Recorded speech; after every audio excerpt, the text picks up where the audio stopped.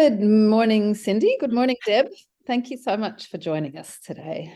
Good morning, Kate and Deb.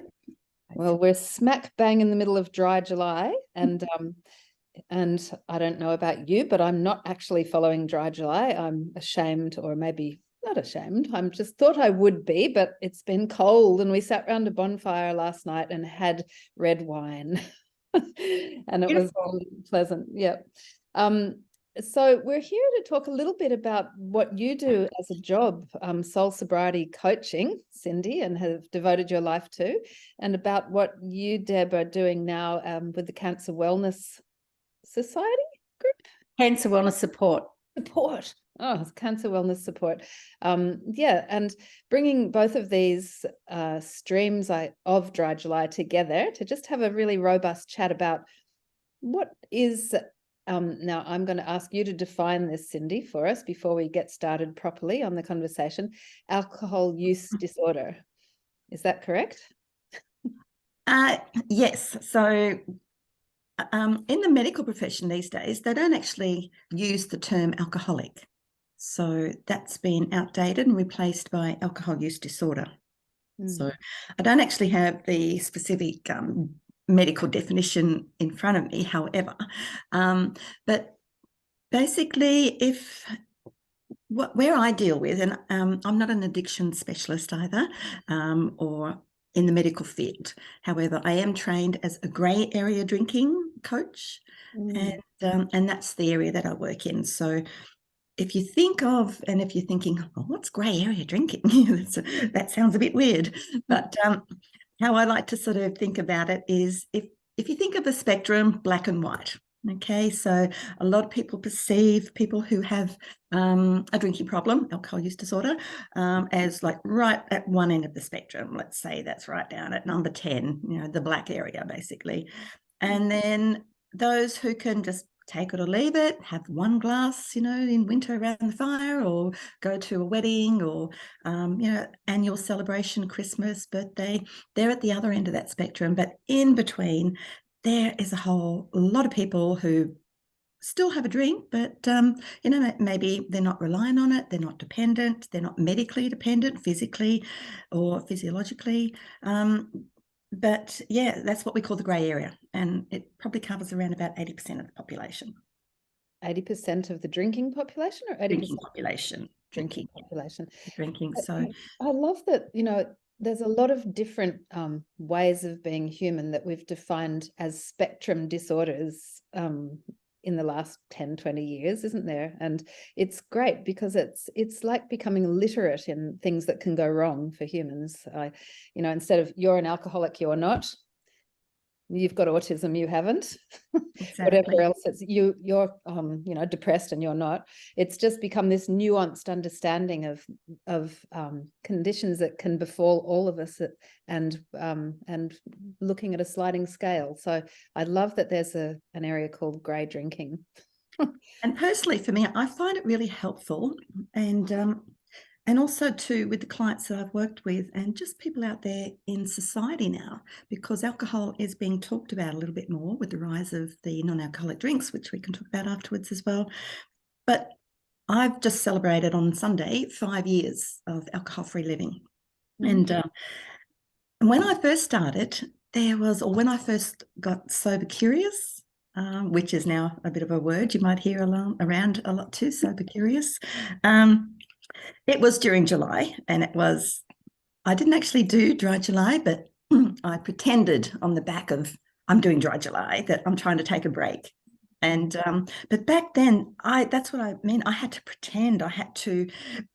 It was so much shame around drinking, because if I couldn't take just a break for 30 days and I knew I'd white knuckle it through if I tried, because I had tried before and I was like, oh, this is too hard. Excuse me.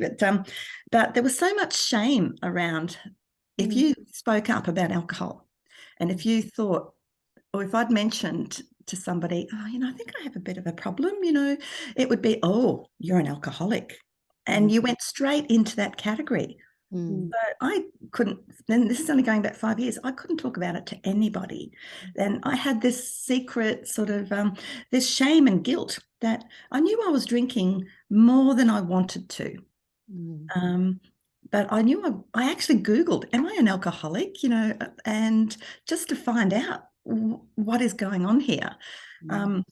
And I went to my doctor as well, and I said, look, I think I'm drinking too much, because I was drinking about a bottle of wine a night by this stage. And once I knew about what alcohol actually does to your body and how you can build that tolerance, I didn't understand any of that. I thought it was just me. I thought I had a weakness. I thought, oh, you just can't control yourself, it's all you. And then that brings on more shame and more guilt as well. And once I went down the path of learning and educating myself around what is alcohol, what does it do to me, what is it doing to my body and to my brain, then I started to realize, hey, it's not me, it's alcohol. And then I actually applied online in this secret shame, because after I'd been Googling, am I an alcoholic, something kept coming up in my Facebook feed about a sober school based in the UK, because there was no support here in Australia. There was AA, which is a fabulous model and it really works so well for so many people, but it wasn't for me. I did go to an AA meeting just to see, maybe is this what I need? And then it really wasn't. I went once, but and I just felt so alone. I felt really stuck and alone and isolated. My husband drinks, but he doesn't have a problem. He could stop at one, take it or leave it. And I'm like, why can't I? Why don't I have an off switch? Once I open, 5 o'clock comes, I have a glass of wine with dinner, making dinner. Why do I have to have number 2 and then number 3? I couldn't work it out. And I thought it was just me. There was a fault. But as it turns out, there's like 80% of a lot of drinkers are in this category. And now it is so good to see that people are actually starting to speak up about it. And I don't know if you've had a look, there's so many now podcasts, there's so many books, there's so much out there, there's resources. And I just find what I like to help with my clients is the positive aspect of sobriety, understanding what it actually does to your brain and to your body, and then bring in the resources and the tools, because a lot of the times we're drinking to numb, we're drinking for stress relief. Stress relief is such a big one, I find. Oh, the kids, I've had a hard day at work, or I just feel so stressed. I just need that glass just to, switch off. And I think a lot of us do that, and we wouldn't put ourselves in the category or area of alcohol use disorder, just having 1 or 2 a night. But the thing is, it builds up over time. And this is where we are seeing women in midlife, 45 onwards, the biggest growth of problems for women drinking. And that's exactly where I came into it as well.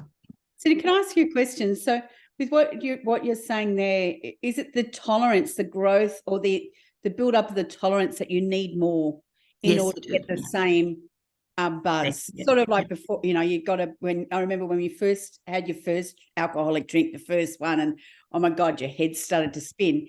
But you only needed one. That's it. So what you're saying is that as your body starts to build up tolerance, in order to get that relief or that stress relief or that buzz that you're looking for, you need more drinks to get to that point. Totally. Yeah. And that's to do with your neurotransmitters. And if you think of your body just always wanting to keep you safe, and it just wants to look after you. But what we're doing is we're introducing, it is a carcinogen. It's a class 1 carcinogenic toxic substance. And that's just a fact. It is a cancer-causing toxin. And our body doesn't like to deal with this. So it has to do a lot of things and that's its first priority, especially in like we talk about the liver, but that's the first priority for the liver, is to get rid of those toxins. And it has a way that it has to do it. It converts it because it's ethanol. The ethanol is in the alcohol, which is what you put in your car, which is what's in all those hand sanitizers and the disinfectant, what we kill germs with. So that we're actually putting that into our body.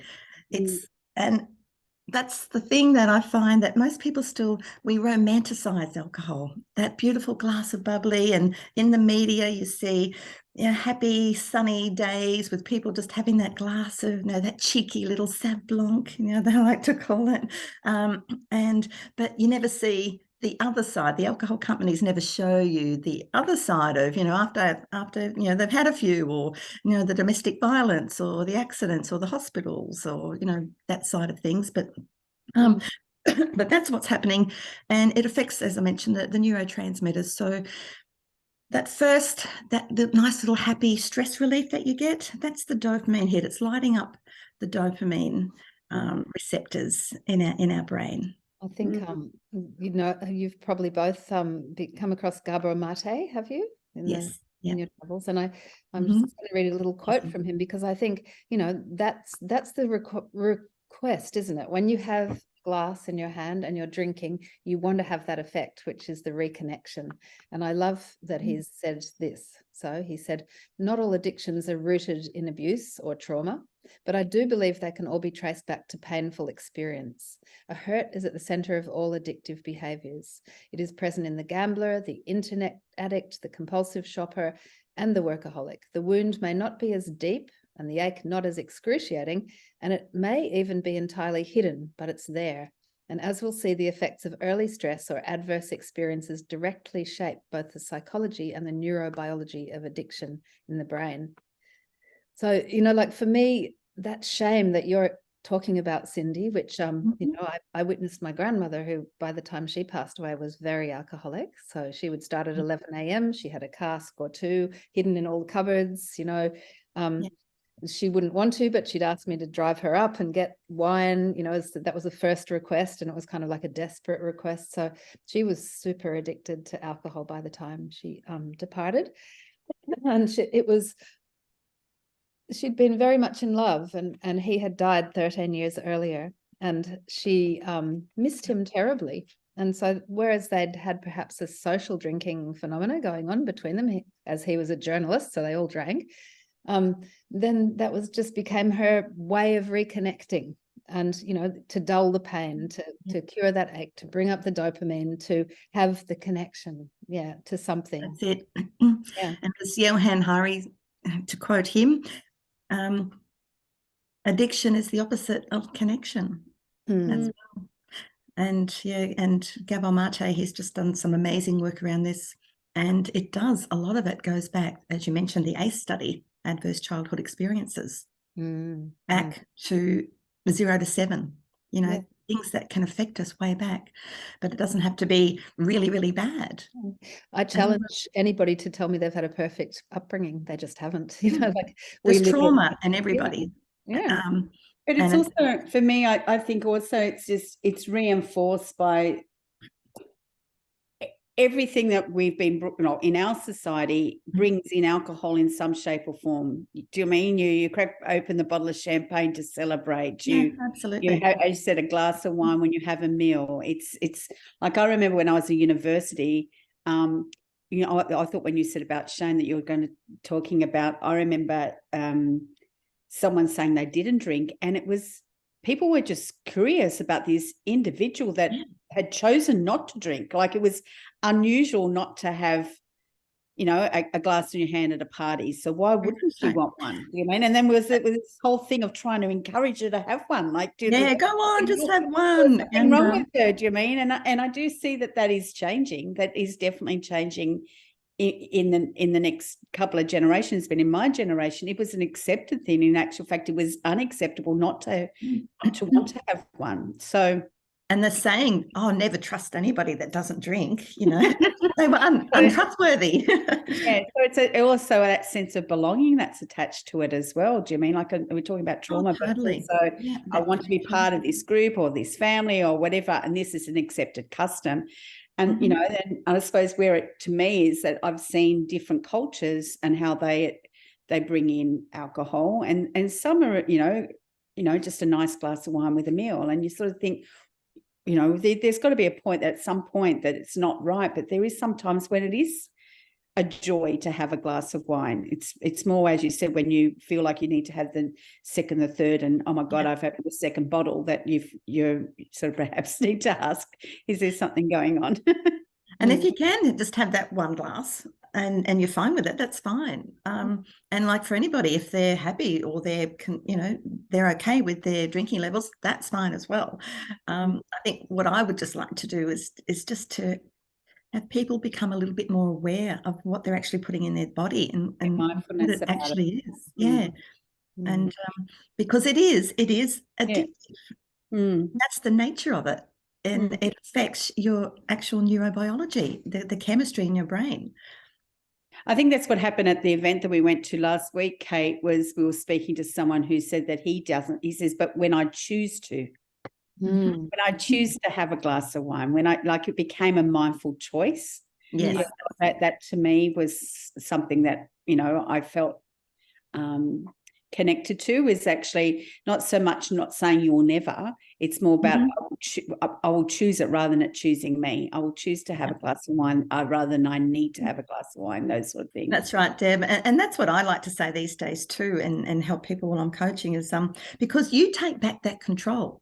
Instead of alcohol having the power, you've then got the control as well. So, and it's the same with, like if you're at a barbecue or a restaurant or something, and it was like with people with vegetarianism or vegan, years ago, they used to look at you a little bit strange, ooh, don't trust them. They're like hippie people. They don't eat meat.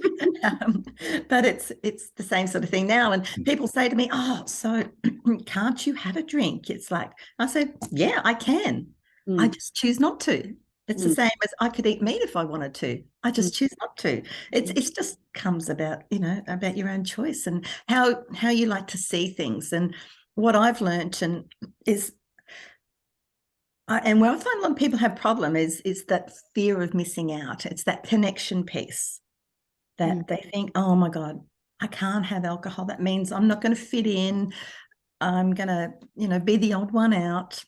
But I see it from, if you flip the coin, instead of the FOMO, I see it as the JOMO, the joy of missing out now. It's like, well, I'm not putting that into my body, but I can still do other things. I can still get my dopamine hit in other ways, that it doesn't have to be a toxic substance that does that for me anymore.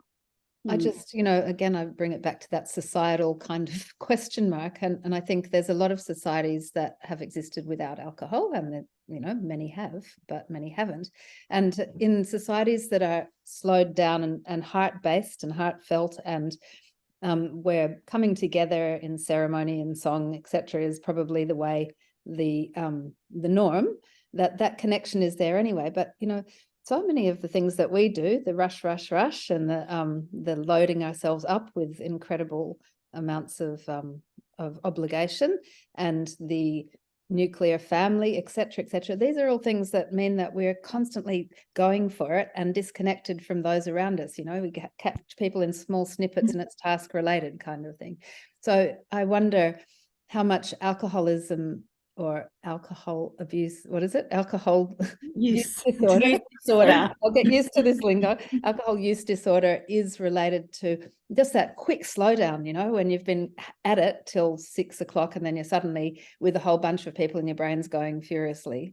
How much of it is that coming down to be with people? It's a shortcut, but it's not a very good shortcut, but maybe people have used it like that. Well, it's excuse me, it is like a quick fix in a way. And as humans, we are wired to take that easy route too. So, what's the quickest way I can get that calm down? And it's just to reach. We've been conditioned to think it's to reach for that glass of wine. It's one of the things that you do, Cindy, as a coach, to bring people back into different, more positive ways of connecting that don't involve a substance. Yes, totally. And you mentioned the word mindful before too. It's just being mindful about, well, okay, when this urge or this craving, or I just have to have, a glass of wine, if you just stop and just pause for a moment and just stop and think, well, actually, what is it that I really do want? And often it could just be that you're hungry. You could just be bored. You could be, you know, just wanting some of that connection. You could be just tired, or you just need some water, you know. You could be dehydrated, or and if you actually stop and really just think, well, what is it that I really need, instead of reaching for that quick fix. And if it is that, you know, might be a little, that piece of connection, call somebody, or, you know, if you've got kids, do an activity, or just go for outside, just go for a walk or something. In my early days, I was self-soothing, and I think a lot of us do self-soothe for that stress response. So I discovered having a nice bath at around 5 o'clock, then before I started getting dinner. And that actually just then also, that relaxed me. And it did hit that sort of spike, that dopamine spike. So I'm thinking, oh, wow, how nice is this? And this little bit of peace and quiet. And I'm really enjoying the bubbles, you know. So there's other things that you can do, and breath work as well, even just taking to stop and just take a breath. And box breathing, just that 4 by 4 by 4 breath is just a quick and easy way. And just, bringing in other ways that you can self-soothe. It might be just playing some music, or if you've got time, do a little bit of yoga or meditation, or dance. You know, I don't know how many times I've danced in the kitchen when I'm chopping up things, you know, just shake, you know, you're just getting rid of emotions and those feelings out of the body. Yeah. And they're all cheaper. Absolutely. But one thing that really did help me, and I know there's different trains of thought on this when people who are trying to be mindful or cut back with their drinking, is some people won't have anything that's because the non-alcoholic market is just booming in Australia and globally. I think I read some reviews that in 2023 in Australia, the non-alcoholic market now is 21.23 billion, which it's rising at the moment. It's 3.9, nearly 4% each year. And by 2027, I reckon 53% of spending, like restaurants and outdoors and cafes, will be on the non-alcoholic side of drinks. But and when we talked about that piece of connection and belonging, and when I was out or socializing, you know, having a glass of water just doesn't cut it, or a cup of tea. Everyone else has, you know, got the bubbles going. And that's what I find, I call it, you know, keep the ritual, but change the ingredients. So I still had a wine glass, my wine glass. I actually got a nicer, prettier one, but I would top it up. I would fill it instead of with alcohol. In the early days, I called it a sonic, a half tonic and a sugar-free tonic and a half soda, and I'd make it look pretty. I'd put some lemon or lime or something in it, so my brain was still having something and I wasn't missing out. So that's what I started to introduce over time, and this was before any non-alcoholic drinks had been on the market as well. So that was my sort of go-to, my sonic. And wow. The mine is kombucha. I know it's got a natural fermentation. There's probably a little bit there. The same thing for me. It's got that sort of sourness, because I love champagne and the bubbles. So for me, you know, to if I feel like, especially through Dry July, I've stocked up on kombucha. The same. Mine was always I'd get a big pot and boil apple juice and ginger together and then cool it down. And it was so popular. Like everybody wanted that instead of the wine, because it made you feel happy and light on your feet. It didn't, you know, the sugar hit or the ginger or whatever it was.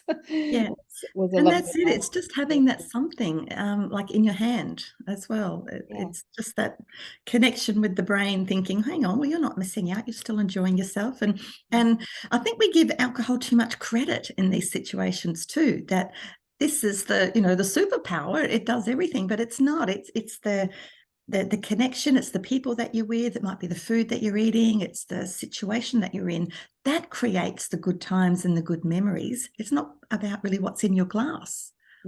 But we've been conditioned to think it is, and we've been conditioned to think that we've got to have alcohol to relax, to socialize, to commiserate, to do whatever.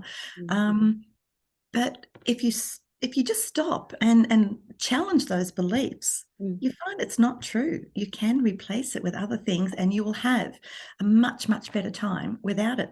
And the great thing is you remember it as well. That's it. And you wake up happy and light. And I feel like Dry July since 2008. So how many years is that now? Good number, 15, 16 years. It's been gaining strength. I don't know what their figures are. I don't know if either of you know how many more people are participating year after year.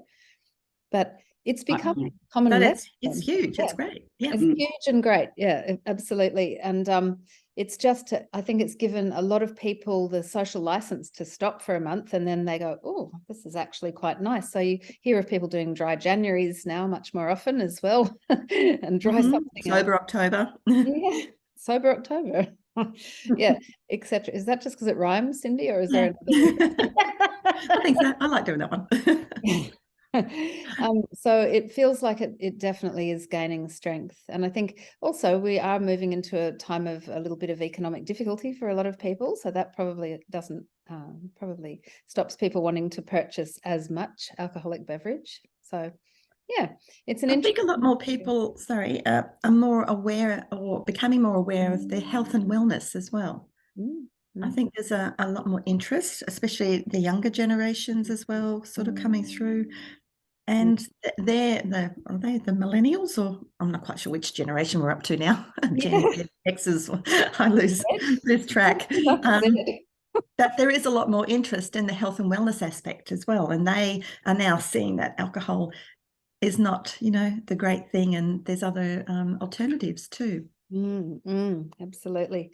And Deb, well, working for the Cancer Wellness Support, it's an interesting kind of discussion I'm sure that you've had around its role in cancer, like alcohol's role in cancer. And I guess I know you're doing good fundraising, and people are assisting you in fundraising with the Cancer Wellness Support in Dry July, because Dry July is directly linked to cancer support, isn't it? Have I got that right? That is exactly right. So a lot of money goes into cancer research. What we love about Dry July, it's putting money into people that are living with cancer and the support that they require. So to us, that's exactly what Cancer Wellness Support does. It actually is 100% self-funded. So one of the fundraising things is what we're doing here. But what I love about that is we're not restricted by government funding or certain amount of, treatments and whatever. We can give the individual and their families whatever they require from diagnosis right through to treatments and on the other side, which is what wellness support is all about. It's actually getting them to the other side. And I suppose being part of SoulAdvisor and promoting complementary health, it's also about us actually seeing that this is to me is where complementary health is really on the knife's edge.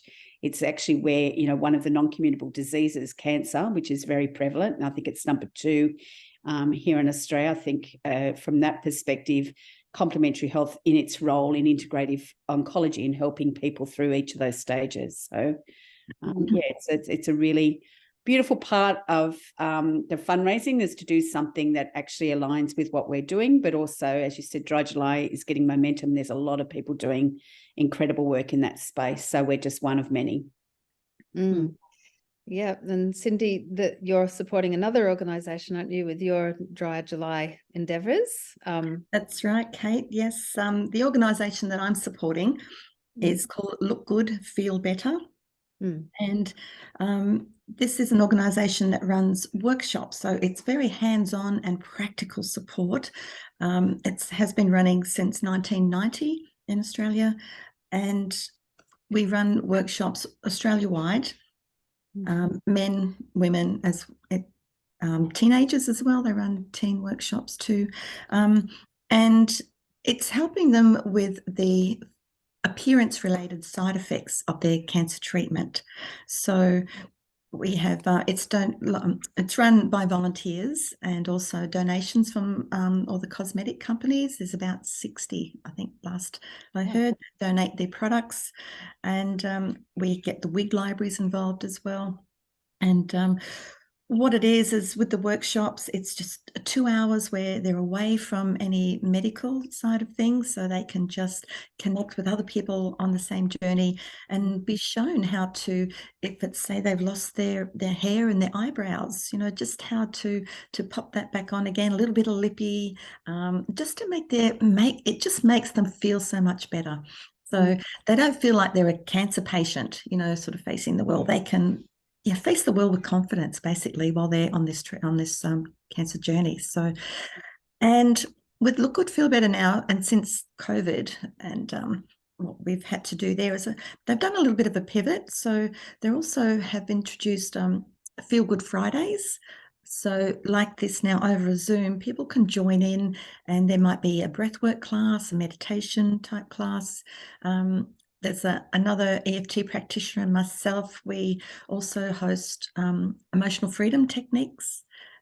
So people can join in and learn how to then manage the stress around what they're going through, from diagnosis to just how they feel, or anything that's sort of coming up, the resentment, the anger, and which is also, I believe, such a positive way to help them deal with what they're going through. Absolutely. I mean, that's what you do, isn't it, Deb? The Cancer Wellness Support is provide wellness options for people going through. Definitely. Yeah, no, we've got about 40 qualified nurses and therapists.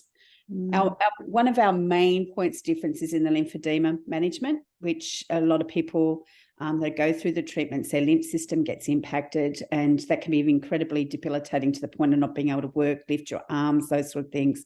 So, and it's not recognised heavily, sometimes even in the the medical world, that it actually is a debilitating condition. So supporting in that space is one of our main areas, but we also, offer Qigong and meditation, reflexology, oncology massage, counselling, retreats, events, all different things to actually. And what I love about it is it's not just about the individual, it's for the whole infrastructure, it's the family. Because often when people come to see our intake nurses, they're there with another person, often a partner, and they're in a position where they don't want to detract from the person that's going through the cancer journey.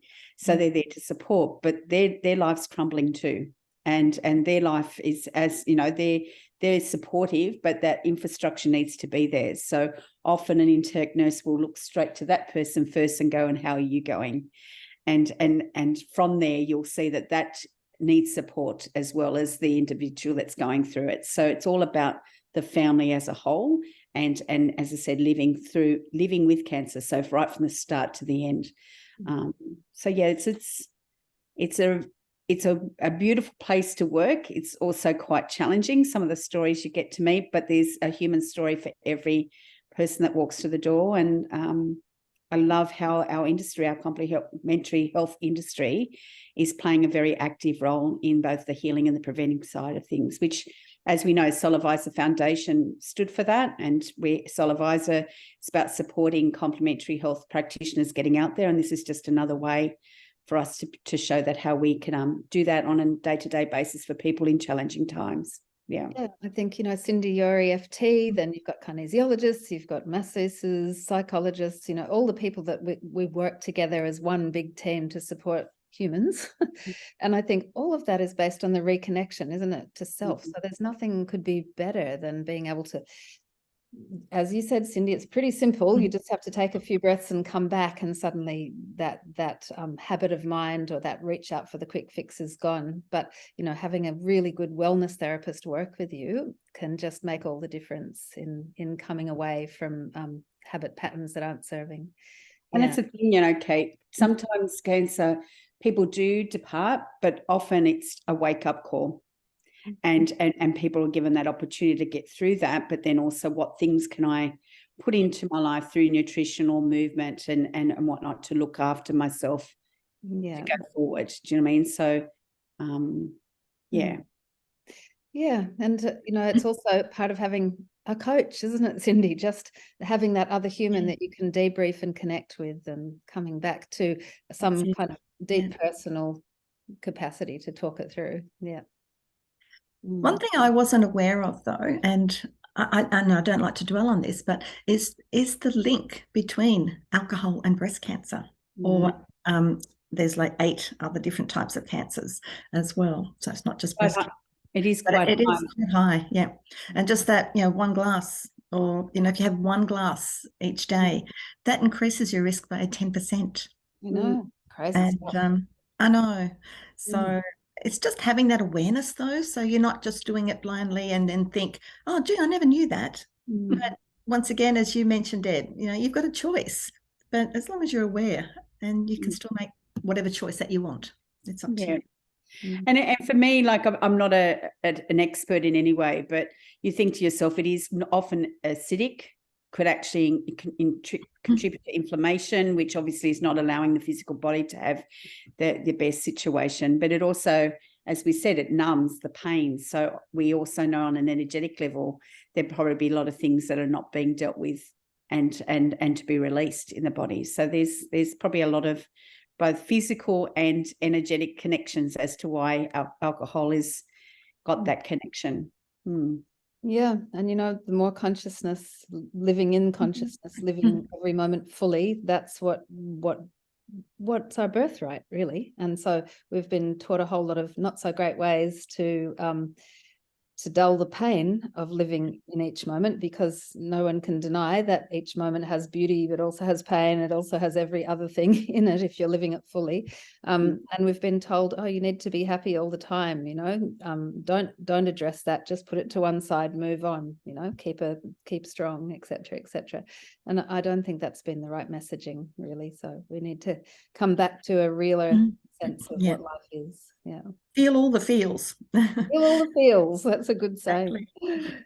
And that's the thing. If people are being a bit more mindful about their drinking, and it's not going to be a great day every day.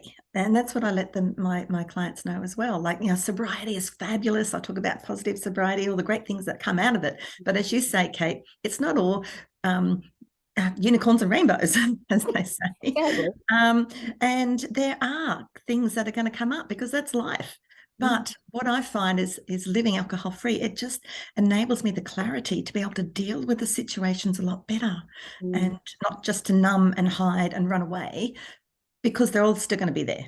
It's just the anxiety that you're dealing with is just worsens afterwards with the problem. So. It's that, isn't it? It's just knowing that you've got the resource, the inner resource, not, the resource external, the inner resource to deal with whatever life is going to throw at you. And that's really the maturation process that we hope we'll all go through to be able to hold not only whatever happens to us in the moment, but to support our friends and our family, etc., etc. And that. So it's, oops, dear, phone is running hot. Yeah, it really is that whole sensation. Oh, please. Sorry. It's really that whole sensation of knowing that you've got that resource, that in any moment you can make the most of that, and that you will move through it. And I think, we haven't necessarily understood that about ourselves. We're just like, there's a lot of poor planning for that, I guess. We're not really brought up in a way that allows us to develop that resilience, which is a shame. Although I think, living in 2023, as we now do, that started, there's a lot of talk now about resilience in the last few years, and reconnection and being present and breathing through it and all the other things that we need to know as humans, which doesn't look like a glass of bubbly. Yeah. Although occasional glass of bubbly is not a bad thing. Sure. Now and again. Whatever works for you. That's the message as well. But just having that awareness, I think, is key, and just knowing that there is support, and there is non-judgmental places that will hold space for you, that you can, if you are having any issues around this, or you want to speak up, it's it's so much easier now. Please, feel free to know that there is support out there. And that support looks like Cindy Johnston. So if any of you are out there thinking, oh, I really need to look at this, then Cindy's on our platform, and you can learn lots more about her there. Of course, if you look below this video, if you're watching us on YouTube, then you'll see the links to Cindy's page and who Cindy is, and how to be in contact with her through SoulAdvisor there. So is there anything else that you, Cindy or Deb, would like to say before we ease out? Just apart from, thank you so much for initiating this chat today. It's been lovely to bring the awareness and to talk about Dry July, and having just to bring about thinking about taking a break if you are sort of having a drink, or just to give your body a chance to recalibrate. But also I am holding a fundraiser on, can I mention this? Please do. Yeah. Okay, Sunday the 23rd of July in Berry, and it's a long table lunch. It's a Dry July event, and I will have the New South Wales ACT program manager from Dry July, look good, feel better, attending as my guest speaker as well. It's going to be a fabulous day outdoors, this beautiful property. We'll have some games such as giant finska and bocce and delicious food, and it's just going to be wonderful. So tickets are available at Eventbrite, long table lunch, if anyone is interested in popping down. I'll be there, Cindy, living in your area as I do. And Deb, you've got something happening up your way too for the general public. Was that? Oh yes, we've got a trivia night happening up in the Blue Mountains. That will be on the 27th of July. So it's a free mocktail with every $20 donation to come along to a night of fun with trivia and raffles and silent auctions. Again, it should be a lovely way of celebrating the evening from 6 to 9. So fantastic. So we'll create links to both of those when we put this up on SoulAdvisor in the next day or two. And Cindy, I think also we have a crash hot list of Facebook groups that we link into down here. So perhaps we could share this video if you two didn't mind, and encourage people to do what they can in Dry July.